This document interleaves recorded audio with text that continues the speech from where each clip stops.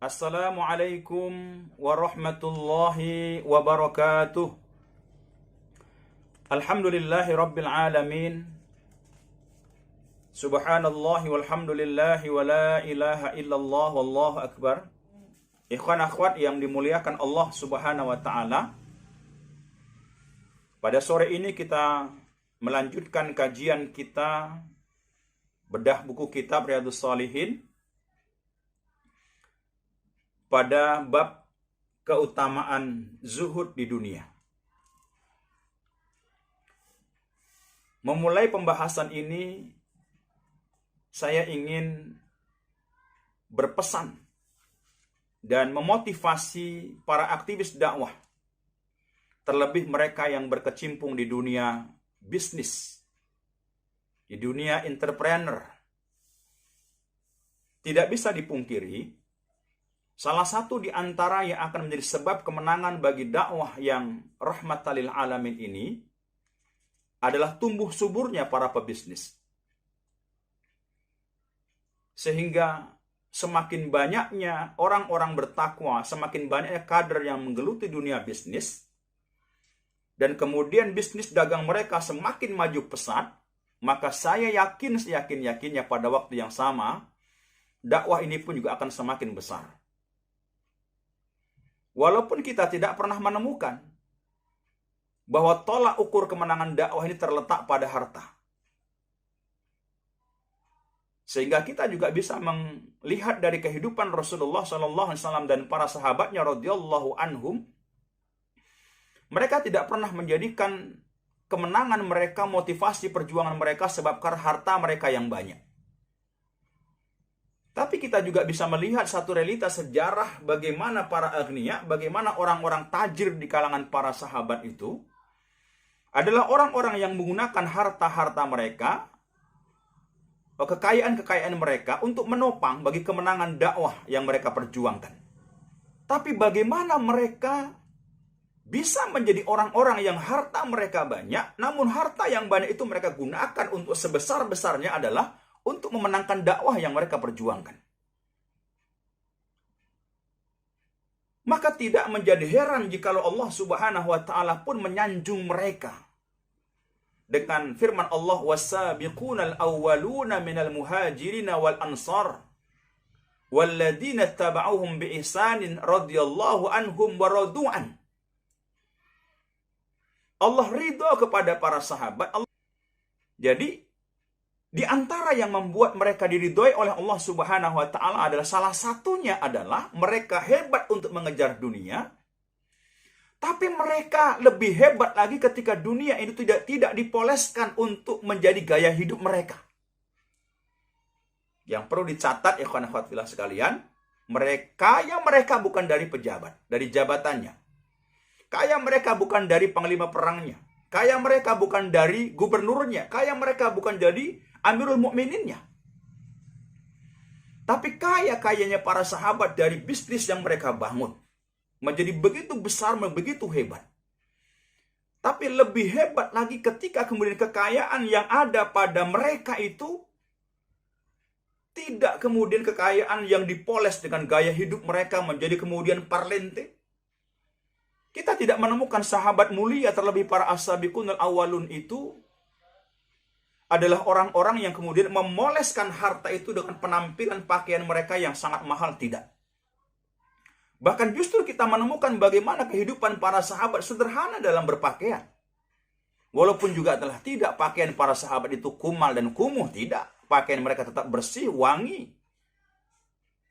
Dan kita juga tidak menemukan para sahabat yang kaya-kaya ini, mereka orang-orang yang memoles dengan rumah mereka yang mewah, yang besar, tidak. Padahal jikalau mau, para sahabat, terlebih sahabat-sahabat yang kaya, sahabat-sahabat yang tajir ini, mereka bisa mengkoleksi kendaraan yang mewah. Mereka bisa mengkoleksi pakaian-pakaian yang mahal. Mereka bisa membangun rumah-rumah mereka yang besar dan mewah dan megah, tapi mereka tidak lakukan. Pertanyaannya adalah, apa sebabnya? Bagaimana mungkin mereka bisa menghabiskan sebagian besar harta-harta mereka adalah untuk justru membesarkan dakwah, ya kan? Salah satu di antara sebabnya, bahkan sebab utamanya adalah mereka zuhud terhadap dunia. Dan ternyata rahasia kehebatan akhlak para nabi dan rasul, terlebih Nabi Muhammad dan para sahabatnya, ternyata adalah karena zuhud itu adalah akhlak yang mendarah daging dalam diri mereka. Jadi kalau para sahabat begitu zuhudnya terhadap dunia, dan zuhud menjadi akhlak mereka yang luar biasa, ternyata guru utama mereka Rasulullah juga adalah orang yang paling zuhud. Salah satu di antara ayat Al-Quran yang dikemukakan oleh Imam An-Nawawi dalam Riyadhus Shalihin ini, Zuyinna linnasi hubbus syahwati minan nisa wal banin wal qanatiril muqantarati minad dhahabi wal fiddah wal khairil musawwamati wal an'am wal harth dzalika mata'ul hayatid dunya wallahu indahu husnul ma'ab. Dijadikan indah pada pandangan manusia kecintaan kepada apa-apa yang diingininya. Pertama kata Allah, wanita-wanita, anak-anak, harta yang banyak dari jenis emas, perak, kuda pilihan, binatang-binatang ternak, dan sawah ladang. Itulah kesenangan hidup di dunia, dan di sisi Allah tempat kembali yang baik, yaitu surga. Begitu Umar bin Khattab mendengar ayat ini turun, seketika Umar mengatakan, aku tidak menginginkan itu semuanya. Tapi Umar mengatakan dia tidak ingin kekayaan itu melekat dalam dirinya. Terlihat dalam dirinya, menonjol dalam dirinya. Maknanya adalah Umar ingin oleh Allah disempurnakan ganjaran nikmatnya di akhirat kelak, yaitu di surganya Allah Subhanahu wa ta'ala. Dan ketika Umar ngomong ini di hadapan Rasul Shallallahu Alaihi Wasallam, maka turunlah ayat yang ke-15. Katakanlah wahai Muhammad, maukah aku berikan yang lebih baik daripada itu bagi orang-orang yang bertakwa, untuk mereka surga yang mengalir di bawahnya sungai-sungai. Masya Allah. Jadi akhwat, saya yakin seyakin-yakinnya para qiyadah, para pemimpin kita hari ini berupaya untuk mengembalikan dakwah kepada asalahnya. Agar kita bisa berpikir bahwa kemenangan dakwah kita bukan sebab karena harta, tapi harta di antara sebab kemenangan. Tapi kemenangan utama, tolak ukur pertamanya adalah sebab karena Allah, kedekatan kita kepada Allah Subhanahu wa ta'ala. Kita mencari dunia, tapi tidak akan kita habiskan waktu untuk mencintai dunia habis-habisan. Obsesi kita ingin memperbanyak para pejabat publik. Kita ingin banyakkan anggota dewan di level kabupaten, kota, provinsi, dan RI. Nah, kalau kita tidak mewaspadai ini bisa menjadi lubang yang kita gali sendiri. Tapi kita yakin saat dimana kita berbenah untuk menguatkan kezuhudan kita tentang kepada Allah dengan dunia ini, maka insya Allah semakin besarnya bisnis yang dibangun oleh para kader dakwah, semakin banyaknya amanah yang diemban oleh para aktivis dakwah, semuanya akan menjadi sebab keberkahan bagi perjuangan dakwah kita. Salah satu di antara hadis yang dicatatkan dengan baik oleh Imam An-Nawawi dalam kitabnya ini adalah ketika Rasulullah SAW mengutus seorang sahabat yang bernama Abu Ubaidah bin Al-Jarrah radhiyallahu an ke negeri Bahrain untuk mengutip pajak. Sepulang dari Bahrain, Abu Ubaidah membawa harta uang yang begitu banyak. Ketika Abu Ubaidah ini kembali ke Madinah, para sahabat itu mengerumuni mengikuti Abu Ubaidah. Disaksikan Rasulullah SAW dan Nabi tersenyum melihat itu. Lantas Rasulullah SAW pun bersabda, aku mengira kalian sudah mendengar bahwa Abu Ubaidah telah pulang dari Bahrain dengan membawa harta yang banyak. Mereka menjawab, benar ya Rasulullah, kami mengetahui itu. Lantas Nabi pun kemudian juga bersabda, bergembiralah kalian. Dan bayangkanlah sesuatu yang akan menggembirakan kalian. Nabi mengatakan, demi Allah, bukan kemiskinan yang aku khawatirkan atas kalian. Tetapi aku khawatir jika dunia ini akan dilimpahkan untuk kalian. Sebagaimana dilimpahkannya kepada orang-orang sebelum kalian. Kalian memperebutkannya sebagaimana mereka memperebutkannya. Sehingga hal ini menghancurkan kalian sebagaimana telah menghancurkan mereka. Yang ditakutkan, dikhawatirkan Rasulullah bukan kefakiran para sahabat, tapi Rasulullah mengkhawatirkan jikalau dunia itu diberikan kepada mereka. Itu justru yang Rasulullah SAW sangat khawatirkan kepada para sahabat. Di hadis selanjutnya Rasulullah SAW bersabda, sesungguhnya dunia itu manis dan indah mempesona. Allah Ta'ala telah menyerahkan dunia ini kepada kalian. Kemudian Allah akan melihat bagaimana kalian mempergunakan dunia. Maka hati-hatilah terhadap harta dunia dan juga terhadap fitnah wanita.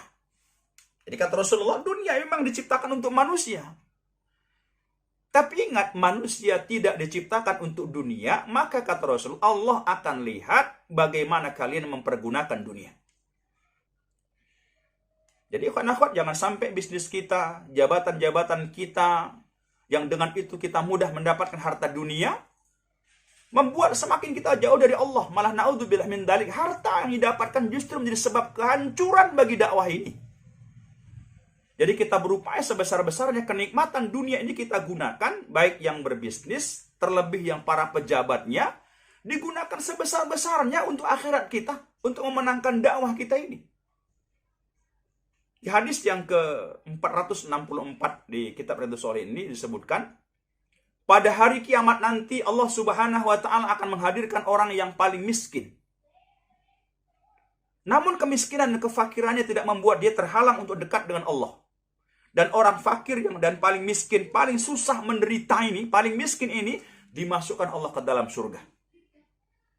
Begitu dimasukkan oleh Allah Subhanahu wa Ta'ala ke dalam surga, ditanya oleh Allah, wahai hamba, apakah engkau pernah merasakan kesusahan, kepahitan hidup? Hamba itu akan menjawab, demi engkau wahai Allah, aku tidak pernah merasakan kesusahan hidup. Kenikmatan surga itu membuat hilang ingatan akan penderitaan dunia. Kebalikannya kata Rasulullah dalam hadis ini, Allah hadirkan orang yang paling kaya. Dengan kekayaan itu dia bisa membeli apa yang dia mau. Tapi kekayaannya membuat dia terhalang untuk mencintai Allah, dekat dengan Allah Subhanahu wa Ta'ala. Begitu nanti orang yang dimasukkan oleh Allah ke dalam neraka, Allah tanya hamba ini, wahai hamba, apakah engkau pernah merasakan kesenangan hidup di dunia? Apa jawab hamba ini? Demi engkau wahai Allah, aku tidak pernah merasakan kesenangan hidup di dunia. Di hadis yang selanjutnya Rasulullah SAW memberikan satu perbandingan agar kita kokoh untuk jangan sampai tertipu dengan dunia. Kata Rasulullah, perbandingan kehidupan di dunia dengan kehidupan di akhirat surga itu, kenikmatannya, seperti salah seorang di antara kalian ke tengah-tengah samudra, lautan, kalian masukkan jari-jari ke tengah lautan, kalian angkat, yang menetes dari jari-jari kalian, itulah kehidupan dunia, kenikmatan dunia. Sementara samudra itu, itulah kenikmatan akhirat. Maka ikhwan akhwat, jangan sampai tertukar. Sudah punya rumah, sudahlah. Asal dia bisa dihuni, tidak bocor, juga tidak buruk-buruk kalinya rumah kita. Tak usah pada terobsesi harus rumah kita lebih megah, jangan. Akan mengurangi kehidupan kenikmatan akhirat kita. Sudah punya mobil, mobil itu juga lapangnya. Bisa untuk bernaung kita saat kita panas dan hujan.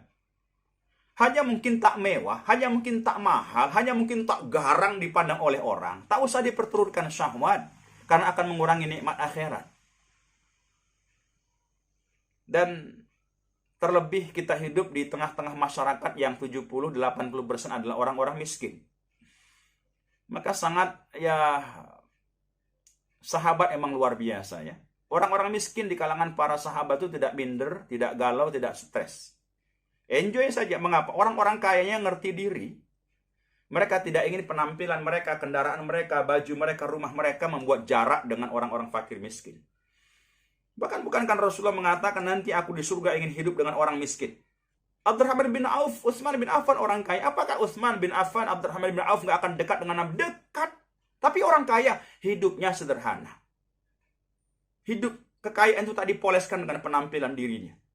Maka menjadi aneh kalau kemudian hidup kita, yang obsesi kita ada kemenangan dakwah, kemudian memoles kehidupan kita dan kehidupan yang bertolak belakang dengan kehidupan Rasulullah dan para sahabatnya.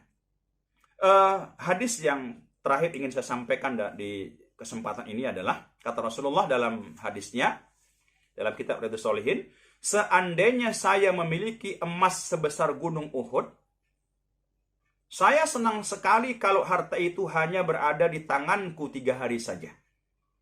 Kemudian saya menyisihkan sedikit darinya untuk membayar hutang. Berarti Nabi Muhammad pernah berhutang. Tapi lihat, kondisi Nabi berhutang sangat terpaksa. Bahkan Nabi SAW yang kita cintai itu pernah berhutang hanya untuk membeli gandum. Padahal kita tahu kalau Nabi mau saja, Bukit Uhud itu dirubah menjadi emas, menjadi kekayaannya. Allah bisa. Bahkan satu riwayat mengatakan Rasulullah wafat, baju besinya masih tergadai. Maka naif tidak jika hari ini kemudian kita menghiasi gaya hidup kita dengan berhutang. Di saat Nabi berhutang dalam kondisi yang sangat terpaksa, sangat bertolak belakang kalau kemudian kita menghiasi hidup kita dengan gaya hidup kita dengan hutang. Sudah punya mobil, karena kurang mahal, kurang bagus, kita beli mobil dengan cara berhutang. Sudah punya rumah, tapi karena kurang besar perabotannya, kurang banyak, kurang bagus, kita beli rumah dengan cara berhutang. Nah, mari, apapun ceritanya, karena dakwah ini meneruskan perjuangan dakwah Nabi dan para sahabatnya, kita harus mengokohkan, menguatkan dakwah ini. Soft dakwah di gerbong dakwah ini, bahwa contoh terbaik dalam dakwah ini adalah Rasulullah dan para sahabatnya. Siapapun kita yang merasa paling miskin dan kere, para sahabat itu juga tidak sedikit yang miskin dan kere. Tapi mereka tidak hina sebab karena kemiskinannya. Kalau hari ini kita menjadi kader orang beriman yang kaya, bahkan mungkin kaya raya, ingat juga di kalangan para sahabat itu juga tidak sedikit sahabat yang kaya raya bahkan tajir. Tapi lihat, mereka tak terpedaya dengan kekayaan itu. Meskipun kaya mereka dari bisnis jabatan, dari bisnis mereka, dari dagang mereka. Mereka tak kaya dari jabatan-jabatannya, tapi mereka bisa menggunakan kekayaan itu untuk kemenangan dakwah. Mengapa? Salah satu di antaranya adalah karena zuhud telah menjadi akhlak yang mendarah daging dalam diri mereka, dan mereka adalah orang-orang yang ingin disempurnakan oleh Allah pahala kenikmatan akhiratnya. Kita harus menjadikan besarnya bisnis-bisnis orang-orang bertakwa ini dan jabatan-jabatan yang kita emban, kita pastikan kita akan gunakan untuk membesarkan Islam, membesarkan dakwah, dan tentu membesarkan partai Islam kita yang rahmatan lil alamin. Sehingga kita yakin orang juga akan percaya membesarkan PKS sama dengan membesarkan Islam. Membesarkan Islam, memperjuangkan Islam sama dengan memperjuangkan nilai-nilai kemanusiaan apapun orang agamanya. Barangkali sekedar ini. Assalamualaikum warahmatullahi wabarakatuh.